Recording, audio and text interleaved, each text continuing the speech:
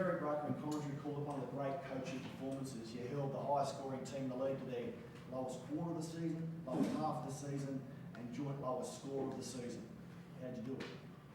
Yeah, I think the guy sitting next to me did a hell of a job today. You know, Tyler's one of the most talented scorers in the league, and I thought Flynn's connection with him today and just making it difficult for him was a big key. You know, Harvey and Kel have been playing at an elite level, and thought, just doing a good job on those two today, and taking away their three balls other than the last 3 minutes of the game where I think they make 6 in the fourth quarter or something like that. But we did a good job of guarding the 3-point line, put them in a shot profile that we were pretty happy with. Still some offensive rebounds and things that we can tidy up, but there was, in some ways, there was a little similar game plan of personnel to Adelaide, and we kind of felt comfortable with the personnel on the floor. And so obviously, Delhi and Shea not being there, two elite defenders, we needed other people to step up, and Flynn was a big one today. Good minutes from Joel Foxwell coming in. CG, IC, were all huge for us in the role changes that they needed today. When you consider you're off that loss against the Phoenix, you're trying to avoid losing back-to-back games. You haven't done it for more than a season now. And you come here without your two best defenders, one lost last week, but then Delhi. How significant is this win to beat the Hawks in their form on their home floor off what you've imbued with?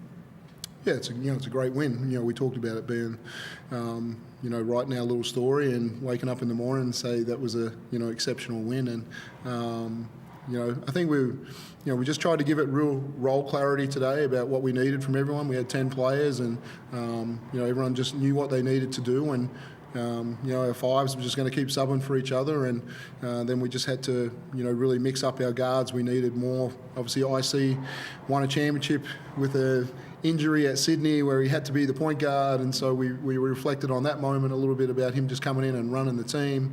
And then, what we needed from Flynn and Tanner to really, be these secondary ball handlers, and we asked a little bit more of CG to do that again today. But, Jack White's performance in 19 rebounds and come up with a massive one down the stretch. And so, just what we did on the boards today, I thought was a hell of an effort.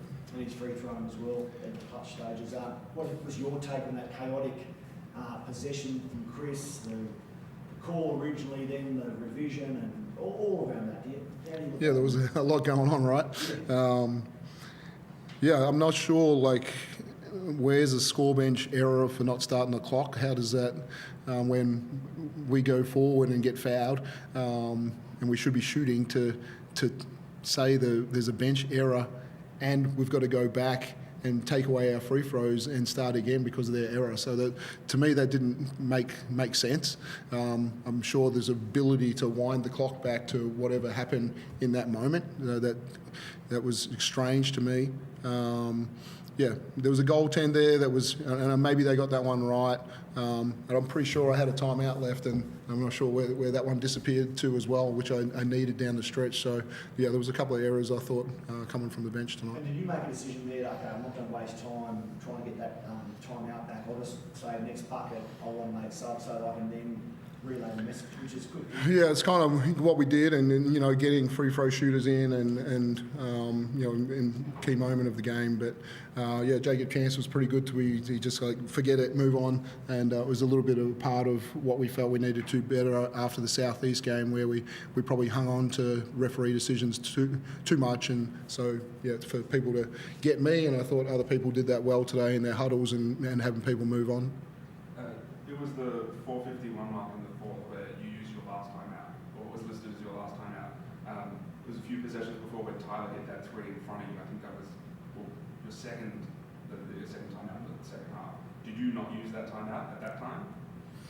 I didn't. I thought I still had one left, so I thought Hawks called one that I thought I might have got credited for, but I'll go back and check it. If I'm wrong, I'll own it and I'll apologise to their bench. But I was pretty sure I still had one. After that incident where they had to review the play and go back, the Illawarra Hawks owner, Jared Neville, stormed out of the arena, looked at me and said, "You can quote me, that was a flop." Talking about Golden. What do you make of the discourse around Chris lately about the flopping and things like that? Yeah, I'm not going to talk about it too much. I thought he turned an ankle a little bit. There was some contact. There was some things there, but he had a hell of a game. And, he was huge for us today, the way he wanted the basketball in big moments, the shots he wanted to take, and that's the Chris Golding that I want to talk about. Birthday today, so one to celebrate for him. When did you know that Delhi wasn't going to play today, and how do you prepare yourself for obviously more usage, more opportunities? I think I found out today, that he wasn't going to play, but in terms of the preparation, I'd say it's just with the coaches in my ear, just getting clarity, like said, getting the clarity that I need to perform, do my job out there. But also, Shilly messaged me before the game, told me what things to focus on, what's okay to do. Like, it's okay to make mistakes out there, but make them like this, make them being aggressive, and also Delhi just having it on the sideline was elite, always in my ear, giving me confidence, giving me tips. So yeah, it's pretty good to have them. Yeah. You look particularly aggressive, like coming off on balls, finishing at the rim, finding your shot. Was that something that Dean and Delhi and Shilly were telling you before the game? Oh, for sure. Yeah, just be aggressive. Yeah, that was probably the one thing reiterated to me throughout the game. Be aggressive. So how many times you started in your career? I know it's the first start of the season. This is Yeah. 39. How many starts?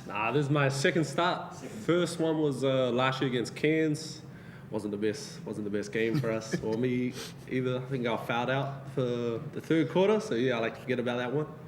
But yeah, just happy that I stayed ready and happy that my teammates had my back as well.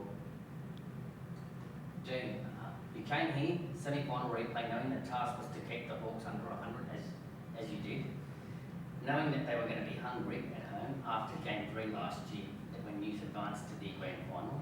How did you assess this game after you did your job with the boys?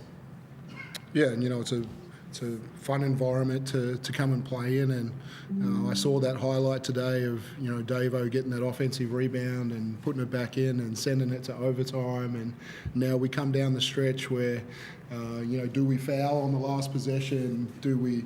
Blanchfield was shooting it pretty well, and he got a reasonable look in that one, and so I was just hoping they missed one, and we didn't. We had a chance to win it in regular time and not have to go to overtime. So hell of a contest. They're a great team. I'm not sure what happened to Kel in the second half, and we didn't see too much of him, but both teams had some people out, and we had people step up today, which is the most pleasing thing. You coached Davo in Melbourne, obviously. He goes an extension today.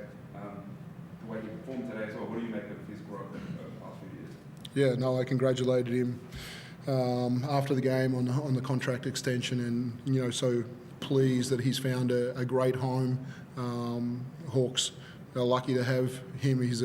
He's just getting better and better, and such a problem just going to the rim today. It's like he has so much time, whether he finishes at the rim or he dumps off to somebody, and I think as his three ball continues to advance over time, which I'm sure the Hawks will put a lot of work into over these next 3 years. Loves playing defense, loves to make hustle plays. He's becoming quite a winner, so I'm so happy for him in his career and what he's got in front of him. Then, Dean mentioned the Adelaide game and the similarities as far as stopping DJ and stopping Tyler. That was Shilly's job. What's it like to sort of be tasked with the job that the best defender in the league is often doing? It's pretty awesome. Just coming in and making an impact defensively. Like, we got elite scorers, like the best scorers in the league, in my opinion. So just being able to make an impact on the defensive end, give these guys rest. Yeah, I think it's awesome. It's a privilege. Is there a text waiting from Dad when you got back? I don't know if you had time to check your phone yet. Yeah, he texted me. He texted me before the game, say play some good defense. So yeah, so he said good job afterwards. We spoke about his defense, coach. There were some sweet buckets. There was a range, tough buckets, athletic buckets. He did it offensively as well tonight, right? Oh yeah, that was the role tonight. Just go 7 or 8 from 2 and make massive plays when we don't have much going on. That was huge, and that's we've seen. We had a little scrimmage a couple of weeks ago, and he just really excelled, and then I think that just springboarded him over the last few weeks, and the players voted him our best player the other night, and so to get that one and then to step into a starting role and excel again, it's just look forward to what he can produce for the rest of the season. Flynn, did your eyes light up when you had Lockie on you? Yeah, of course. That's my guy from Riverside, and probably one of the closest guys I'm with in the NBL. So yeah, just when he was on me, I just had to let him know. Afterwards, I'm like, come on, Lock. But yeah.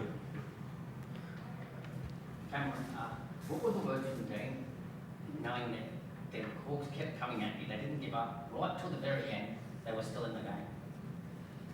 What was the question? Sorry. I said, what was the word from Dean, knowing that the Hawks didn't give up, they played right till the very end? He said stay like tight huddles, stay together, and then there were about a press break us. So that was probably the biggest thing he told us: be organized, break open. Yeah. And do we have an update on either Delhi or Shirley for the next game? Yeah, Delhi was pretty close. Like he worked out in shoot around today, and it was pretty close. And there was, if we had foul trouble or different things, I think he had the ability to step on the floor. But there was just some movement patterns that just didn't feel great in being able to push off. So, from what I understand, he could accelerate really quickly and get better, or it could just hang around a little bit. So I think what we see tomorrow after travel, hopefully is a good chance to play. Shea is expected to be back for the Kings game, but had an exceptional workout today. Is on track for that one. Nope.